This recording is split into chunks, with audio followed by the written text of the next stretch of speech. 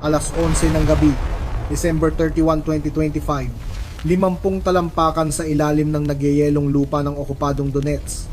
May nagaganap na pagdiriwang sa loob ng isang reinforced concrete bunker. Ang mga elite Russian brigade commanders ay nagtatagay at nagbabati sa isa't isa para sa darating na bagong taon.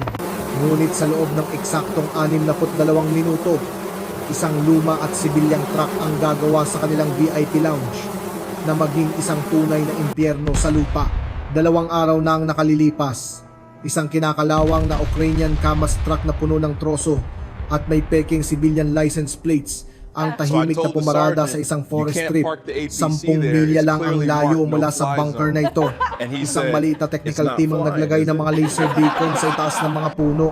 Nagkalat din sila ng mga remote control flare decoy sa paligid bago tuluyang naglaho. Iniwan nila ang truck doon, tahimik at tila walang buhay. 70 milya ang layo sa isang mainit na base. Isang Ukrainian operator ang nakaupo sa harap ng isang 4K monitor habang may hawak na kape. Sa kanyang utos, automatikong bumukas ang cargo bed ng timber truck. 22 FPV drones na tumitimbang lamang ng 5 libra bawat isa ang lumipad palabas mula sa mga nakatagong launch rails na parang kawan ng mga galit na bubuyog. Habang ang Russian Pantsir operator ay tamad na nag-iiskan ng kanyang radar at malamang ay umiinom ng vodka sa halip na bantayan ng scope. Nagsimula na ang tahimik na paglipad ng Death Swarm. Hindi ito ang inyong mga karaniwang hobby drones. Agad silang bumaba sa deck at lumipad sa taas na 30 talampakan lamang sa ibabaw ng nagyayelong putik. Sa altitude na ito, lumilipad sila sa ilalim ng tree line, kaya hindi sila makita ng mga long-range radar. Ang onboard AI na ang gumagawa ng lahat ng mabibigat na trabaho. Gumagawa ito ng libo-libong micro-adjustments bawat segundo upang iwasan ang mga sanga ng puno, baybayin ng mga burol ng Donetsk, at labanan ng mapait na lamig at malakas na crosswinds. Biglang nakakita ng harang ang mga sensor ng lead drone.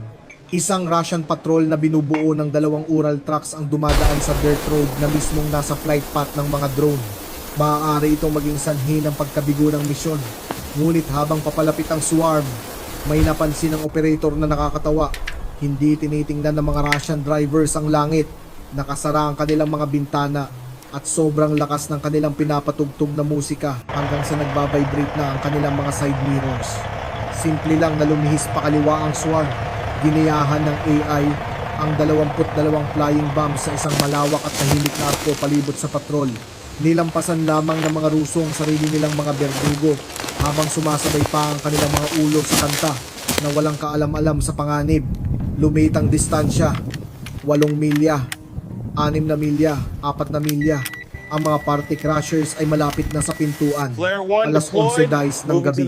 Ang antok sa loob ng Pantsir S1 control vehicle ay biglang naglaho ng tumunog ng malakas ang proximity warning ng acquisition radar. Sa loob ng bunker, binaliwala lamang ng commander ang alerto at sinabing baka kawan lamang ito ng mga ibon. Ngunit ang kanyang kumpiyansa ay naging matinding takot nang ipakita ng repeater screen ang 22 attack vectors na mabilis na papalapit. Automatikong kumilos ang air defense system. Isang volley ng 57A6 missiles ang mabilis na lumipad sa bilis na Mach 4 patungo sa kadiliman. Ang intercept ay marahas at tumpak. 8 sa mga nangungunang Ukrainian drones ang sumabog sa nakabubulag na liwanag ng lithium at plastic. Sandaling nagmistulang umaga ang madilim na langit ng Donetsk dahil sa pagsabog. Nagdiwang ang radar operator sa pagkakatama, ngunit agad na nagbago ang screen at nagpakita ng isang nightmare scenario. 14 na targets ang lumilipad pa rin at hindi nagbago ang direksyon kahit 1 degree. Sa loob ng command post, ang selebrasyon ay naging ganap na kaguluhan. Tumigil ang musika at napalitan ng tunog ng mga natumbang mesa at nabasag ng mga bote ng stolichnaya. Ang mga infantrymen ay nagmamadaling isuot ang kanilang tactical gear sa ibabaw ng kanilang mga dress uniform sa gitna ng panik. Sa kalituhan, isang batang lieutenant ang nadulas sa natapong alak at bumagsak ng malakas sa sahig. Pindot naman ng pindot ang electronic warfare officer sa emergency activation switch upang punuin ang local spectrum ng high-intensity jamming noise. Sa isang saglit, ang feed ng mga Ukrainian operator na 70 milya ang layo ay naging static. Ngunit ang swarm ay nagsasagawa na ng susunod nitong galaw, alas 11:12 ng gabi. Ang Russian Electronic Warfare System ay umabot na sa maximum output upang sirain ang mga electronics sa paligid. Ang digital whiteout na ito ay idinisenyo upang putulin ang koneksyon sa pagitan ng mga drone at ng kanilang operator. Gayunpaman, handa ang software ng Ukraine para sa interference na ito. Agad na pinutol ng mga onboard processors ang manual control feed at lumipat sa fully autonomous AI mode. Binaliwala ang radio static at naglock ang mga drone sa mga invisible infrared pulses mula sa mga laser beacons na itinanim sa mga puno. 2 araw na ang nakalilipas. Tumigil na sila sa paglipad na parang mga laruan at nagsimulang lumipad na parang mga guided missiles na bumabagtas sa jamming field ng may mathematical precision. Dahil desperadong makuha muli ang kontrol sa airspace, mabilis na nag-reload ang Panzer crew at nagpakawala ng ikalawang volley ng interceptors. Muling nagliwanag ang langit, ngunit habang pababa ang mga missiles, ang nakatagong Kamas truck ay nag-activate ang secondary payload nito. 6 na remote-controlled magnesium flares ang sumiklab mula sa kagubatan na mas mainit pa kaysa sa araw. Agad na kinagat ng mga heat-seeking sensors ng Russian 57. I-6 missiles ang Pain. Sa halip na tamaan ng mga drone, ang $4 na milyong na halaga ng advanced weaponry ay tumama sa bakanting niebe. Hinahabol lamang nila ang mga thermal phantoms. Hinampas ng Russian operator ang kanyang mga kamay sa console dahil sa galit habang nakikita sa screen na sumasabog ang mga warhead sa hangin. Lalong tumindi ang sitwasyon nang yanigin ang tunog ng rotor blades ang tree line. 2 Ka-52 Alligator attack helicopters ang mabilis na lumipad mula sa kalapit na airfield patungo sa kill box. 4 na minuto matapos ang unang alerto, nagpakawala ang mga piloto ng barrage ng S-8 unguided rockets. Ginamit nilang dagat ng apoy at shrapnel ang sahig ng kagubatan. Maganda itong tingnan, ngunit sa aspetong taktikal, isa itong kabiguan. Ang mga FPV drones ay masyadong maliit, masyadong malamig, at lumilipad ng masyadong mababa para tamaan ng mga rockets. Ang mga helicopter ay tila sumusubok na pumatay ng lamok gamit ang isang sledgehammer. Sa kabila ng matinding firepower, ang swarm ay patuloy na lumusot sa mga pagsabog. Bumaba pa sila ng altitude hanggang sa ilang pulgada na lang ang distansya mula sa lupa upang marating ang bunker vents. Alas 11:15 ng gabi, ang labanan sa himpapawid sa itaas ng kagubatan ng Donetsk ay nagtapos sa isang kahiyahiyang tactical retreat para sa Russian Aerospace Forces. Ang mga piloto ng 2 Ka-52 Alligator na nasa loob ng cockpits na nagkakahalaga ng $20 milyong ay napagtanto ang nakakatakot na katotohanan ng asymmetric warfare. Naubos na nila ang lahat ng kanilang S-8 rockets at 30mm cannon shells sa pagpapatambak ng lupa. Ngunit naroon pa rin ang swarm. Ang flight computer ay naglalabas na ng mga proximity warnings habang ang mga 5 librang drone ay lumilipad ng mapanganib malapit sa turbine intakes. Ang isang plastic drone na masisipsip sa engine ay magdudulot ng catastrophic compressor stall. Gagawin ito ang isang state-of-the-art gunship na maging isang nagbabagang piraso ng bakal na babagsak sa lupa. Masyadong dihado ang ipagpalit ang isang mamahaling attack helicopter para lang mapatay ang isang lumilipad na laruan. Agad na iniliko ng lead pilot ang kanyang helicopter pakanluran at iniwan ang airspace sa mga maliliit na berdugo. Nang wala na ang mga helicopters, ang 5 natitirang FPV drones ay pumasok na sa kanilang terminal attack profile. Bumaba sila sa altitude na 3 talampakan na halos dumidikit na sa niebe. Ang kanilang mga kamera ay nakatutok na sa architectural na kahinaan ng bunker. Ayon sa lumang Soviet doctrine, ang mga underground command post ay nangangailangan ng malalaking air filtration systems upang makaligtas sa nuclear fallout. Ngunit hindi inakala ng mga engineers noong 1970s na magkakaroon ng banta na sapat ang liit para lumipad pababa sa Chimenya. Ang mga external intake vents na 2 talampakan ang lawak na gawa sa bakal ay nakabukas ng malaki. Sa loob ng command center, ang kalasingan ay napalitan ng matinding takot at linaw ng isip. Ang high-definition surveillance feed mula sa mga perimeter cameras ay nagpapakita sa mga drone na nakapila na parang mga eroplano sa runway. Naisip ng brigade commander na ang tunay na banta ay hindi ang mga pagsabog sa labas, kundi ang mga tubo sa itaas ng kanyang ulo. Sumigaw siya na isara ang mga blast dampers. Isang junior officer ang nagmamadaling umakyat sa hagdan patungo sa manual override wheel. Nangangatog ang kanyang mga kamay dahil sa adrenaline. Pilit niyang pinihit ang kinakalawang na iron crank upang isara ang steel iris. Ngunit dahil sa ilang taon na itong napabayaan at kinalawang, ayaw nang gumalaw ng mekanismo. Ang ugong ng high RPM electric motors ng mga drone ay nagsimula ng umalingaw sa ventilation shafts. Lalo itong lumalakas sa bawat tibok ng puso na parang tunog ng drill ng dentista na pinalakas ng libo-libong beses. Kasabay nito, 10 milya sa hilaga, ang paghahanap sa mga operator ay umabot na sa rurok nito. Isang Russian Quick Reaction Force na binubuo ng 3 BTR, 80 armored personnel carriers at isang squad ng Spetsnaz infantry ang nakahanap sa pinagmulan ng launch. Pumasok sila sa kagubatan habang ang mga searchlights ng BTR ay tumatagos sa dilim at tinamaan ng kamas-laging truck. Ang mga mabibigat na 14.5mm KPVT machine gun sa mga BTR turrets ay nagpaputok. Agad na nawasak ang cab at cargo bed ng truck. Tumalsik ang mga kahoy at napunit ang bakal nang tumagos ang mga bala sa sasakyan. Ngunit bangkay na ang kanilang pinapatay. Nang tumama ang mga unang bala, na-trigger ang internal self-destruct failsafe ng truck. Sumabog ang mga thermite grenades na nakakabit sa control console na nag-aalab sa init na 4,000 degree Fahrenheit. Ang tindi ng init ay tumunaw sa mga flight logs, laptop hard drives at launcher mechanisms. Sa loob lamang ng ilang segundo, nilusob ng mga Ruso ang nasusunog na sasakyan at inaasahang makakakita sila ng isang Special Forces team. Sa halip, nakakita sila ng bakanting cab at isang dashboard na natutunaw na patungo sa chassis. Wala silang nahuli kundi isang tumpok ng nasusunog na bakal.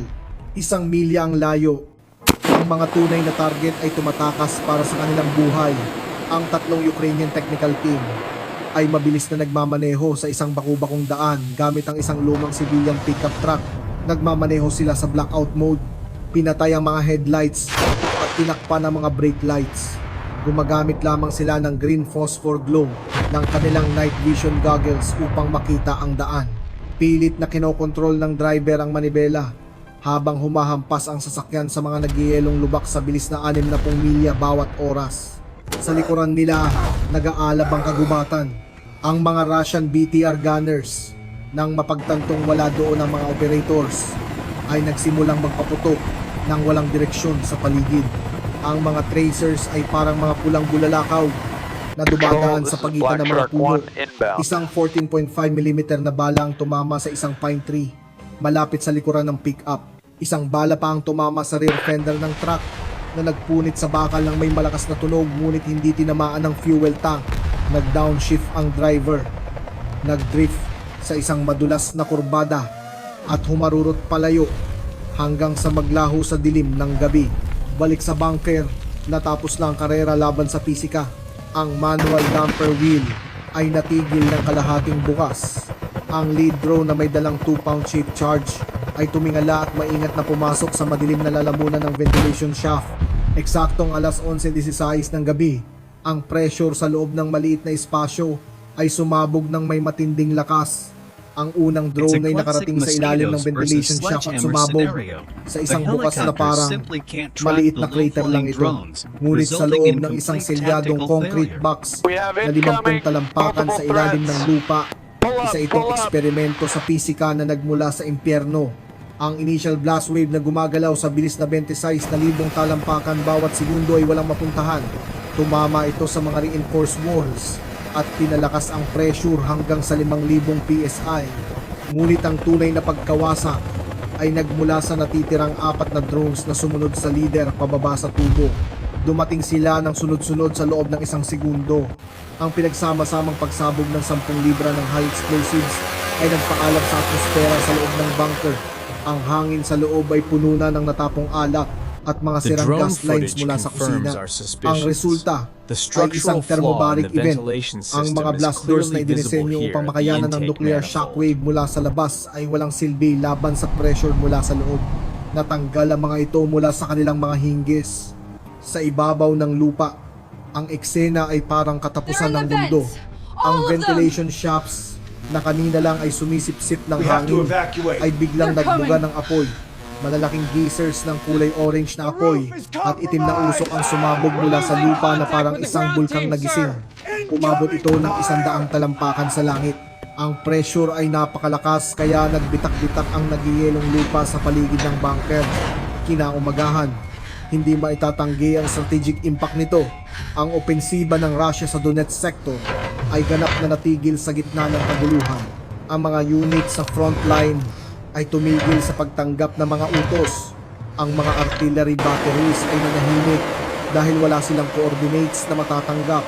Ang mga taong dapat magbigay ng mga utos ay kasalukuyang kinukuha mula sa isang gumuhong selyadong libingan. Ang Russian command and control sa sektor na ito ay naparalisa sa loob ng hindi bababa sa 1 linggo. Samantala, 10 milya ang layo, ang Russian Quick Reaction Force ay walang nagawa. Pinapanood nila ang nasusunog na labi ng decoy truck. Napagtanto nilang gumamit sila ng libu-libong bala para lamang pumatay ng tumpok ng kahoy at isang tunaw na remote control. Tingnan natin ang return on investment o ROI sa pangyayaring ito. Gumastos ang Ukraine ng marahil $100,000 para sa isang gamit na truck at 22 heavy drones. Bilang kapalit, winasak nila ang isang command node na nagkakahalaga ng milyon-milyon at binura ang ilang dekada ng military experience sa isang iglap. Ito ang tinatawag na Ultimata Symmetric Trade. Ang operasyong ito ay hindi tsamba. Katulad ito ng paglubog ng Moskva flagship kung saan gumamit ang mga Ukrainian operators ng murang Bayraktar drone upang lituhin ang radar defense ng barko. Pinahintulutan nito ang mga Neptune missiles na makalusot nang hindi napapansin. Ngayong gabi, nakakita tayo ng parehong taktikal na galing. Ginamit ang mga decoy flares para sa mga Panzer Cruise, habang ang mga tunay na berdugo ay lumipad sa ilalim ng radar. Ito ang parehong playbook na mas pinaganda lamang para sa holiday season. Direkta rin itong konektado sa Sea Baby Revolution sa Black Sea. Nang i-blockade ng Russia ang karagatan gamit ang bilyon-bilyong dolyar ng mga frigates, hindi nagtayo ng Navy ang Ukraine.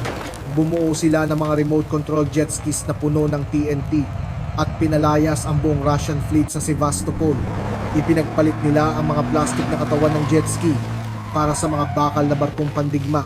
At huwag nating kalimutan ang Crimean Bridge attack, kung saan ginamit nila ang mismong konsepto ng civilian logistics bilang sandata. Maging ito man ay paggawa sa isang kayak bilang battleship killer o isang kinakalawang na laging truck bilang mobile airstrike, ang filosofiya ay nananatiling matindi at pare-pareho.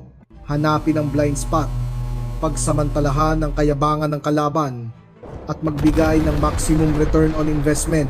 Patuloy na nagtatayo ang Russia ng mas malaki at mas mahal na mga kandado, habang ang Ukraine naman ay patuloy na nag-iimbento ng mas mura at mas matalinong mga lockpicks. Ang umuusok na crater sa Donetsk ay isa lamang paalala na sa digmaang ito, ang pagiging malikhain ng tanging super weapon na mahalaga. Ang aral dito ay simple lamang. Sa modernong pakikipagdigma, wala nang tinatawag na ligtas na lugar sa likuran o rear area. Maaari mong ibaon ang iyong sarili sa semento, palibutan ng sarili mo ng mga pansir at i-jam ang radio waves. Ngunit kung magpapasya kang mag-party habang may isang civilian truck na nakaparada sa malapit, nag-iimbita ka ng mga maling panauhin. Pinatunayan lang ng Ukraine na ang talino ay laging nananalo laban sa dahas. Glory to Ukraine! At para sa mga Ruso, magkaroon sana kayo ng isang explosive na bagong taon. Kung ikaw ang operator, anong oras mo ilulunsad ang swarm upang mahuli silang nasa pinakalasing na estado? Ipaalam sa akin sa mga comments sa ibaba.